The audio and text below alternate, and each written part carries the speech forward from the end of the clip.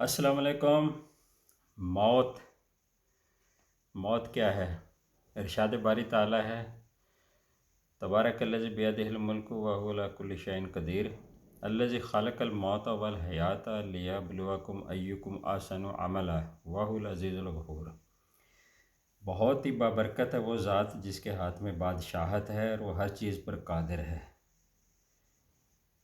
اللہ سبحانہ تعالیٰ نے موت کو پیدا کیا اور پھر حیات کو پیدا کیا تاکہ تمہیں آزمائے کہ کون اچھے اعمال کرتا ہے۔ تو موت پہلے پیدا کی گئی، حیات بعد میں پیدا کی گئی۔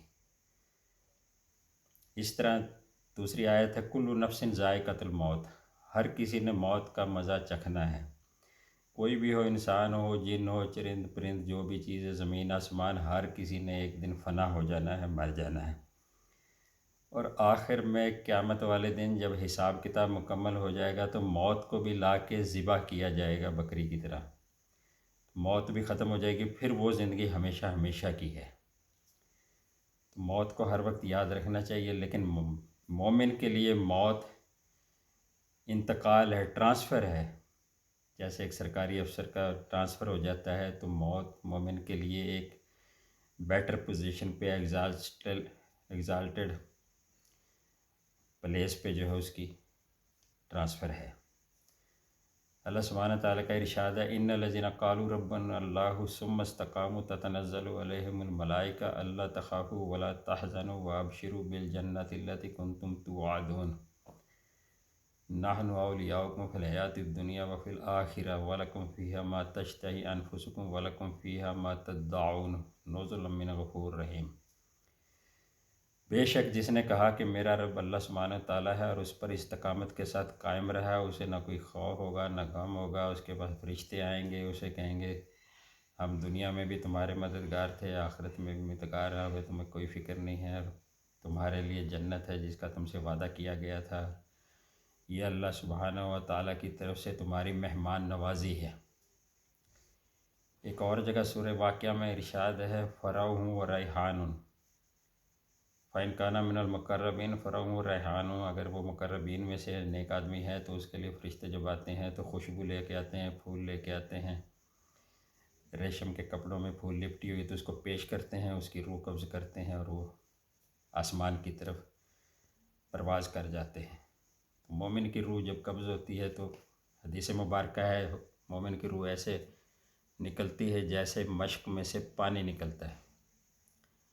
فرشتے اس کو لے کے چلتے ہیں تو انسان اور جنوں کے علاوہ ہر جاندار اسے دیکھتا ہے اور سلام کہتا ہے، خوش ہوتا ہے، خوشبو پھیل جاتی ہے، اور وہ آسمان پہ پہنچ جاتے ہیں۔ پہلے آسمان پہ جا کے فرشتے ناک کرتے ہیں تو اندر والے فرشتے پہرے دار پوچھتے ہیں کون ہے، کس کی روح قبض کر کے لائے، وہ نام بتاتے ہیں تو کہتے ہیں مرحبا اہلا و سہلا، مرحبا، خوش آمدید کہتے ہیں، دروازے کھول دیے جاتے ہیں، وہ پہلے آسمان پہ، دوسرے، تیسرے، چوتھے، پانچویں، چھٹے آسمان، ساتواں آسمان کراس کر کے جنت میں اس کو، روح کو بھیج دیا جاتا ہے۔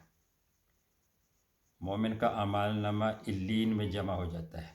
قیامت کے دن روح وہاں سے پھر دوبارہ جہاں وہ فوت ہوا تھا قبر میں، ادھر اس کے اسکیلٹن میں بھیجی جاتی ہے، وہاں سے وہ زندہ ہو کے جائیں گے۔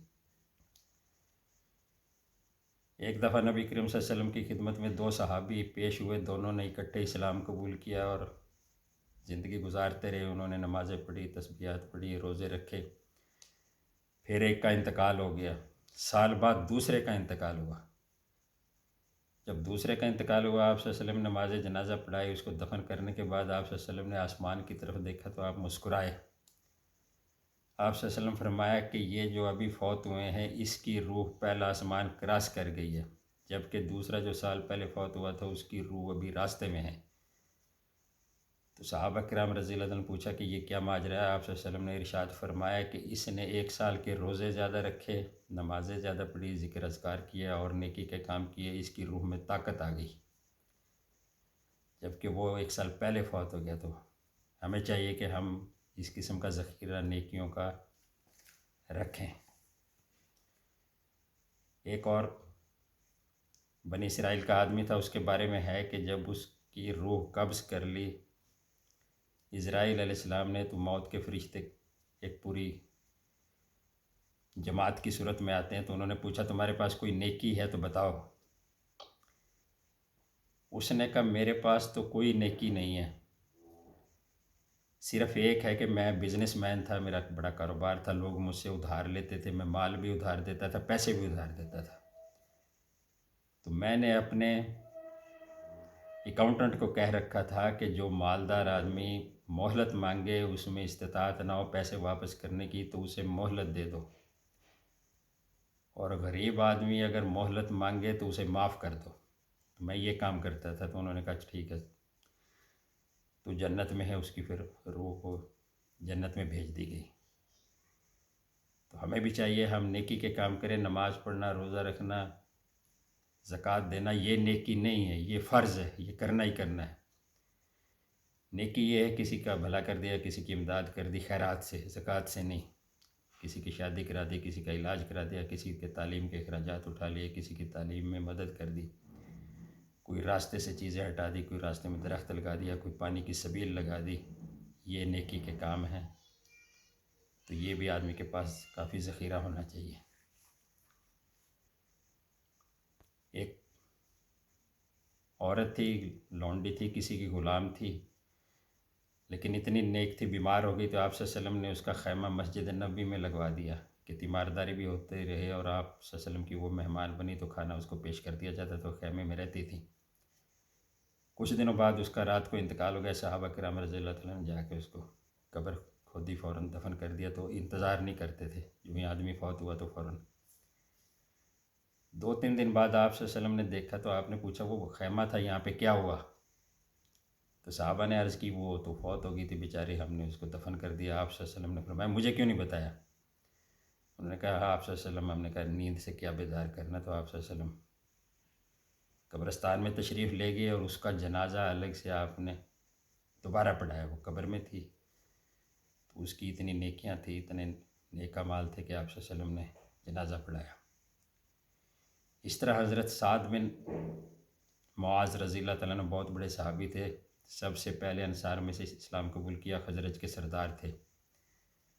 جنگ خندق میں شدید زخمی ہو گئے، تو زخمی ہونے کے بعد اس وقت بنو قریظہ یہودی تھے، انہوں نے وعدے کی خلاف ورزی کی تھی، تو جنگ خندق کے بعد کافر جب چلے گئے، ابو سفیان کافروں کو لے کے چلے گئے، تو وہ واپس آ گئے، تو وہ زخمی ہو گئے، تو آپ صلی اللہ علیہ وسلم نے ان کا خیمہ مسجد نبوی میں لگوا دیا۔ جب وہ تشریف لائے تو آپ صلی اللہ علیہ وسلم نے صحابہ کو فرمایا کہ اپنے سردار کی عزت کرو، ان کا استقبال کرو، ملو۔ صحابہ کرام رضی اللہ عنہ تمام کھڑے ہو گئے، ان کو عزت سے لے کے آئے، ان کا خیمہ وہاں مسجد نبوی میں لگا دیا گیا۔ انہوں نے دعا مانگی کہ جب تک بنو قریظہ یہودیوں کا فیصلہ نہ ہو جائے تو یا اللہ مجھے موت نہ دینا، حالانکہ شہادت کی موت تھی تو بڑی، انہوں نے کہا اس وقت تک۔ تو ایسے ہی آپ صلی اللہ علیہ وسلم جب جنگ سے واپس آئے تو آپ صلی اللہ علیہ وسلم ہتھیار اتار کے تلوار وغیرہ کھونٹی پہ لٹکا دیتے تھے، کمان، نیزہ رکھ دیتے تھے، زرہ بکتر، ایسے ہتھیار اتارے تھے۔ جبرائیل علیہ السلام تشریف لائے، ہاتھ میں تلوار تھی، نیزہ تھا، انہوں نے کہا آپ صلی اللہ علیہ وسلم ہتھیار اتار رہے ہیں، فرشتوں نے تو ابھی ہتھیار نہیں اتارے۔ آپ صلی اللہ علیہ وسلم نے کہا کیا کرنا ہے؟ انہوں نے عرض کی کہ جو ہے نا وہ بنو قریظہ کا فیصلہ ہو جائے۔ آپ صلی اللہ علیہ وسلم نے فوراً دوبارہ زرہ بکتر پہنی اور آواز دی صحابہ کرام کو کہ آ جاؤ جہاد کے لیے، تو وہ 25 دن سے انتہائی شدید بھوک کی حالت میں، شدید سردی میں، اتنی سخت مشقت سے انہوں نے جنگ لڑی تھی، بڑے تھکے ہوئے تھے، لیکن اس کے باوجود ہنسی خوشی سب بھاگتے ہوئے آئے۔ فوراً آپ صلی اللہ علیہ وسلم لشکر لے کے گئے، بنو قریظہ کا محاصرہ کر لیا، تو انہوں نے کہا کہ ہم ہتھیار ڈالتے ہیں، ہمارا فیصلہ سعد بن معاذ کرے۔ تو سعد بن معاذ رضی اللہ تعالیٰ عنہ کے پاس فیصلہ آ گیا، تو انہوں نے فیصلہ کیا کہ جتنے نوجوان اور بڑے یہودی ہیں سارے قتل کر دیے جائیں، عورتوں اور بچوں کو غلام بنا لیا جائے۔ تو آپ صلی اللہ علیہ وسلم نے ارشاد فرمایا تم نے بالکل تورات کے مطابق اور انصاف کے مطابق فیصلہ کیا۔ تو وہ سارے قتل کیے گئے، اور وہ سارا مال دولت ان کا یہ مسلمانوں میں مال غنیمت کے طور پہ تقسیم ہوا، اور وہ یہود نے ساری لونڈیوں کے طور پہ اور بچے غلاموں کے طور پہ مسلمانوں کو مل گئے۔ جو جنگ احزاب تھی وہ بغیر کسی مالی فائدے کے ختم ہوئی تھی، اللہ تبارک تعالیٰ نے صحابہ کو اتنا وہاں سے نواز دیا۔ تو یہ نیکی جو آدمی کرے تو اس کا اجر ضائع نہیں جاتا، اللہ سبحانہ تعالیٰ بہت اچھا اجر دیتے ہیں۔ یوسف علیہ السلام رات کو سوئے ہوئے تھے تو انہوں نے خواب میں دیکھا کہ 4 کرسیاں بچھی ہوئی ہیں، ایک پہ ابراہیم علیہ السلام ہے، اسحاق علیہ السلام ہے، یعقوب علیہ السلام ہے، ایک کرسی خالی پڑی ہے۔ جو ہی آنکھ کھلی تو ان کا دل مچل گیا کہ جنت میں ایک کرسی خالی ہے، تو وہ اسی وقت ان کی جو ہے نا وہ روح پرواز کر گئی، وہ جنت میں پہنچ گئے۔ موسیٰ علیہ السلام کے پاس اسرائیل علیہ السلام تشریف لائے، انہوں نے کہا میں جان قبض کرنے آیا ہوں، تو موسیٰ علیہ السلام نے ایک تھپڑ مارا تو ان کی ایک آنکھ ضائع ہو گئی۔ وہ واپس گئے، جا کے اللہ سبحانہ تعالیٰ سے عرض کی، اے باری تعالیٰ ایسے شخص کے پاس بھیج دیا جو مرنا نہیں چاہتا۔ اللہ سبحانہ تعالیٰ نے وہ آنکھ دوبارہ لگائی، کہا دوبارہ جاؤ سلام کرو، پوچھو جینا چاہتے ہو۔ تو دوبارہ آئے، موسیٰ علیہ السلام کو سلام کیا، پوچھا کہ میں جان قبض کرنے آیا ہوں، تم زندہ رہنا چاہتے ہو؟ موسیٰ علیہ السلام نے کہا ہاں۔ کتنی مہلت دو گے؟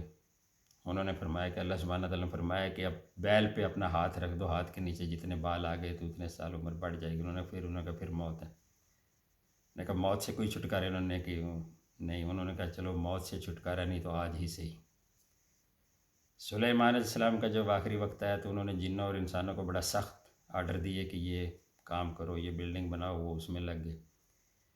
آپ علیہ السلام لاٹھی کا سہارا لے کے محراب میں نیت باندھ کے جو ہے نا نماز کے لیے کھڑے ہو گئے۔ 1 سال ایسے ہی کھڑے رہے، کسی کو نہیں پتہ چلا، آپ کی روح پرواز کر گئی۔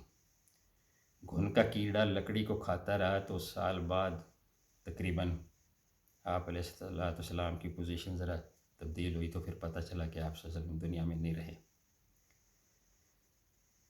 اس طرح ایک نوجوان صحابی تھا، بہت حسین و جمیل اور بہت ہی پرہیزگار، شرم و حیا والا تھا۔ تو مدینہ شریف میں جو ہے نا وہ اپنی عفت بچا کے اللہ تعالیٰ کی عبادت کر رہا تھا، تو اس کو جو ہے نا اسی کشمکش میں اس کی وفات ہو گئی۔ سارا مدینہ جانتا تھا کتنا وہ شرم و حیا والا اور پاکیزہ تھا۔ تو اس کا جنازہ حضرت عمر رضی اللہ تعالیٰ عنہ نے خود، امیر المومنین تھے، جنازہ پڑھایا۔ جنازے کے بعد قبر تیار ہو گئی، جب مٹی ڈال دی گئی تو حضرت عمر رضی اللہ تعالیٰ عنہ نے سورہ رحمان کی آیت پڑھی، وَلِمَنْ خَافَ مَقَامَ رَبِّهِ جَنَّتَانِ، جو اپنے رب کے سامنے کھڑا ہونے سے ڈر گیا اس کے لیے 2 جنتیں ہیں۔ قبر سے آواز آئی کہ مجھے دونوں ہی جنت اللہ سبحانہ تعالیٰ نے دے دی ہیں۔ تو یہ ہے مومنین کے حالات۔ اللہ سبحانہ تعالیٰ ہمیں عمل کرنے کی توفیق عطا فرمائے۔ یہ میں نے اپنی طرف سے کوئی بات نہیں کی، یہ تمام احادیث مبارکہ میں، بخاری شریف میں یہ احادیث موجود ہیں، میں نے ان کا خلاصہ پیش کیا ہے۔ آپ لوگ وہاں سے بھی پڑھ سکتے ہیں، اگر کوئی بخاری شریف کو اپنے موبائل میں ڈاؤن لوڈ کر لے تو وہاں موت لکھے گا تو یہ ساری احادیث مبارکہ سامنے آ جائیں گے۔ اللہ سبحانہ تعالیٰ عمل کی توفیق عطا فرمائے۔ وآخر دعواہم ان الحمد للہ رب العالمین۔